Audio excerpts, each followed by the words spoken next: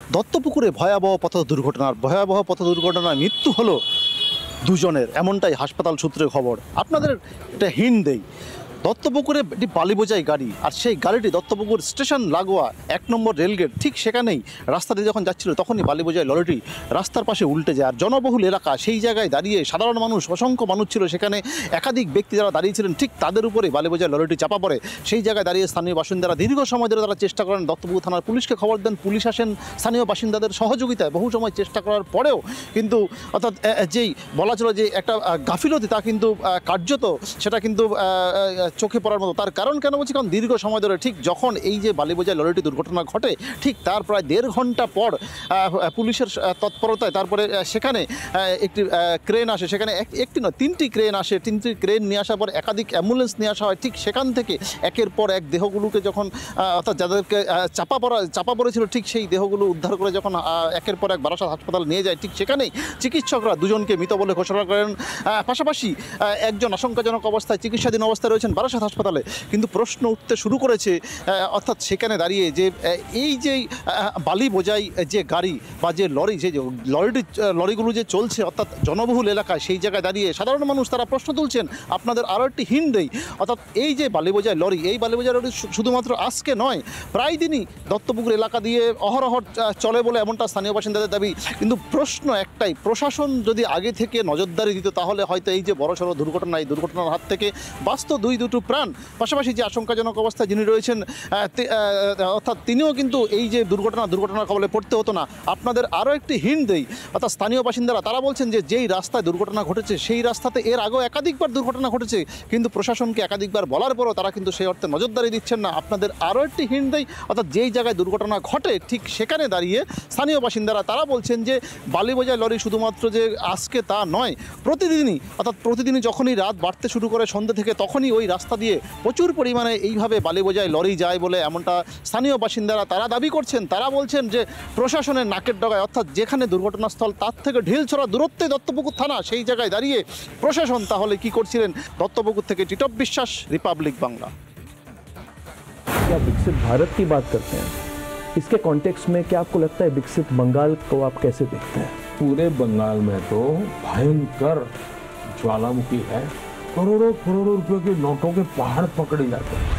गरीबों का पैसा जो भ्रष्टाचारियों ने लूटा है, इसको कैसे वापस लौटाया जाए? अब मैं उस पैसे उन गरीबों के जो डूबे हैं लौटाना चाहता हूँ, तो मैं लीगल एडवाइस दूंगा।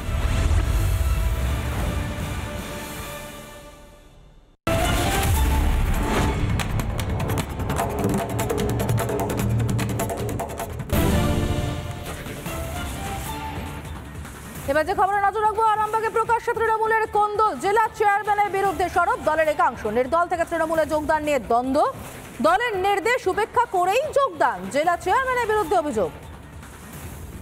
আর একবার জানিয়ে রাখতে চাইবো, আরামবাগে প্রকাশ্যে তৃণমূলের কোন্দল, জেলা চেয়ারম্যানের বিরুদ্ধে সরব দলের একাংশ। নির্দল থেকে তৃণমূলে যোগদান নিয়ে দ্বন্দ্ব, দলের নির্দেশ উপেক্ষা করেই যোগদান, জেলা চেয়ারম্যানের বিরুদ্ধে অভিযোগ।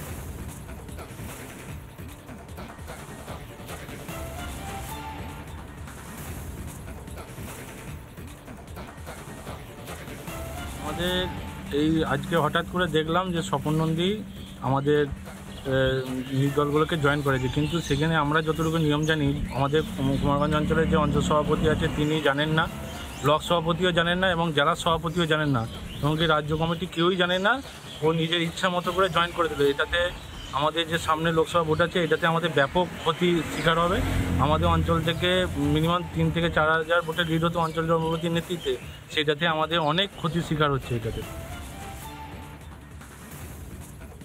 যে তৃণমূলের গোষ্ঠীদ্বন্দ্ব প্রকাশ্যে এসেছে, এটা নতুন কিছু নয়। আপনারা কিছুদিন আগেও দেখেছেন তৃণমূলের সাংসদ অপরূপা পোদ্দারকেও মঞ্চে জায়গা দেয়নি। এই দলটার না আছে কোনো কালচার, না আছে কোনো শিষ্টাচার, পুরোটাই নোংরামিতে ভরা। তো এটা পুরোপুরি ওদের গোষ্ঠীকন্দল প্রকাশ্যে এসে গেছে, মানুষ বুঝে গেছে। আর কুমারগঞ্জ অঞ্চলের যে ঘটনা বলছেন, ওখানকার দেখুন সামনে ভোট এসেছে, ভোটে তো টাকা পয়সা লাগবে। এই টাকা পয়সা তো সব চুরি করে মমতা ব্যানার্জির নেতা মন্ত্রীরা খেয়ে জেলের হাওয়া খাচ্ছে। তো সেই দেখুন বালিকাদের বালি নিয়েই এখন নিচুতলার কর্মী আর সেই টাকা নিয়ে উপরতলার কর্মীদের মধ্যে ভাগ বাটোয়ারা নিয়ে বিরাট লড়াই দেখেছে। পাবলিক সব জানে। মানুষের মনের কথা শুনতে মানুষের দরবারে ময়ূক। চলে এসেছি জবাব চায় বাংলা স্টুডিওর বাইরে। বসে রয়েছেন মেলার মতন খোপে খোপে। আপনারা কি বিক্রি করছেন? নেতারা তো বিভিন্ন জায়গাতে জলছত্র করছে, জুস খাওয়াচ্ছেন। এই টেম্পারেচারে মানুষ ঘরে টিকতে পারছি না, আমরা এখানে বসে আছি। ওকে চোখ রেখে প্রশ্ন করেন না? করেছি, কিন্তু আমাদের কথা তো কেউ শোনে না। যারা মেধাবী তারাও রাস্তায়, যারা চাকরিটা টাকা দিয়ে পেয়েছিল তারাও এখন রাস্তায়। ঠিক কিছু ফেসিলিটি কি তোমরা পাও? দেখুন, একটা ড্রাম দেওয়া হয়েছে, ওই যে। এটা কি মানুষ খেতে পারবে? জবাব চায় বাংলা সবসময় পাশে ছিল, আজও থাকে, কারণ ময়ূক মানুষের জন্য। ব্র্যান্ডেড কানের মেশিনের একমাত্র চয়েস শ্রবণী। আবহাওয়া খারাপের জেরে এই মুহূর্তে বিজেপির যে প্রচার অনুষ্ঠান সেইখানে কার্যত কিছুটা ব্যাঘাত ঘটলো। হাওড়ার আজকে একটা গুরুত্বপূর্ণ বৈঠক হওয়ার কথা ছিল, জনসভা হওয়ার কথা ছিল, যেখানে হেমন্ত বিশ্ব শর্মার আসার কথা ছিল, কিন্তু আবহাওয়া খারাপের কারণে হেমন্ত বিশ্ব শর্মার হেলিকপ্টার উঠতে পারেনি। আমরা দেখতে পাচ্ছি সরাসরি হেমন্ত বিশ্ব শর্মার যে কাট আউট তা ইতিমধ্যে সবার সামনে রাখা হয়েছে এবং এক্ষেত্রে দাঁড়িয়ে সবার যে কর্মসূচি তার কিছুটা বদল ঘটানো হচ্ছে। জানা যাচ্ছে যে রাহুল সিনহা সহ এখানকার যিনি প্রার্থী আছেন, বিজেপি প্রার্থী, তিনি আসছেন। তবে হেমন্ত বিশ্ব শর্মার যে আসার কথা ছিল সেটা আপাতত বাতিল করা হয়েছে খারাপ আবহাওয়ার জেরে। যা বৃষ্টি পড়ছে প্রত্যেকটা আমাদের ওখানে কালকে মোদিজি আসবেন, ওখানে মাঠের অবস্থা খুবই খারাপ, ওখানেও আমরা কাজকর্ম করছি। রাত্রিবেলা কালকে 2:30-3টে অবধি আমরা প্রায় জেসিবি নিয়ে প্রত্যেকটা বিজেপি কার্যকর্তা মিলে আমরা কাজ করছি, বহুত অবস্থা খারাপ আছে। আগামীকাল প্রধানমন্ত্রী নরেন্দ্র মোদী আসার কথা রয়েছে, সেক্ষেত্রে তারা চেষ্টা করছেন যত দ্রুততার সহকারে সম্ভব পরিস্থিতি সামাল দেওয়া। ভিডিও জার্নালিস্ট রজনীকান্ত বেরের সঙ্গে বিট্টু রায়চৌধুরী, রিপাবলিক বাংলা, হাওড়া। ব্র্যান্ডেড কানের মেশিনের একমাত্র চয়েস শ্রবণী। শহর ছেড়ে বেরিয়ে পড়েছি আমরা ৪২ কেন্দ্রের প্রার্থীদের হাল হাকিকত জানতে। কেউ নিজের পুরনো গড়ই আরো বেশি শক্ত করছেন, কেউ বা গড় বদলে নতুন করে মাটি শক্ত করছেন। মানুষ চলেছে এর সঙ্গে। কি করছেন, কি খাচ্ছেন, কিভাবে সাজাচ্ছেন প্রচারের গুটি, তাদের সঙ্গে থেকে দিন রাত তুলে ধরছি তাদের প্রচারের রণকৌশল, তাদের দিন রাত। আমার সঙ্গে দেখুন নেতার সাথে ভোটের পথে, রিপাবলিক বাংলায়।